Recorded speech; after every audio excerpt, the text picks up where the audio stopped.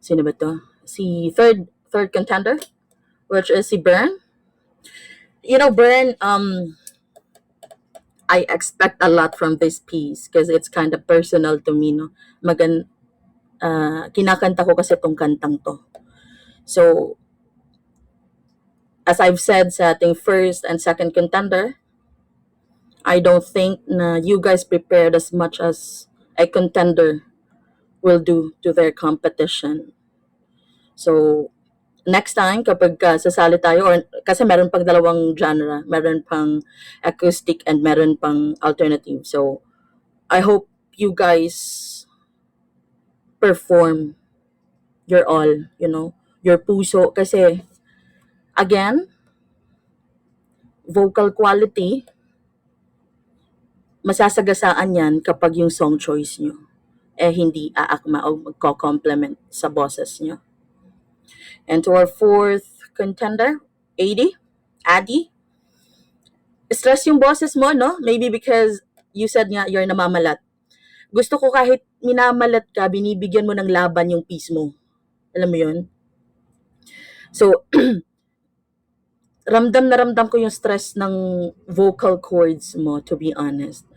Pero dahil sa attitude ng pinakita mong prepared ka at nilaban mo yung kanta mo, nagustuhan ko yung performance mo. Medyo nagkaka-off lang tayo sa phrasing ng bawat bitaw ng lyrics. Pero kung siguro mas malinaw ang mic mo, mas magandang pakinggan. Because it's kinda kulob, Pero good job. And to Del, our last contender for tonight, well, sa OPM round, ang OPM na to, I'm gonna applaud you.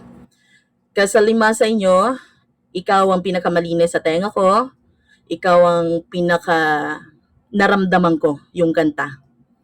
So, good luck sa inyong 5. Sana mas galingan nyo pa sa second round and third round. Thank you. Alright, thank you so much, Judge number 2. Ayan, for the wonderful comment. Grabe.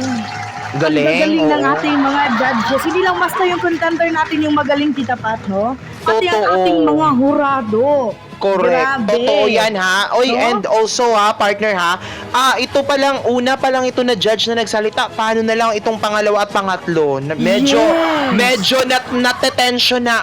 Feel ko yung tension, sa competition na ito. Grabe, napakaangas. Ayun, so di natin papatagalin, partner, no? Okay? So, let's proceed for the second category. Okay, so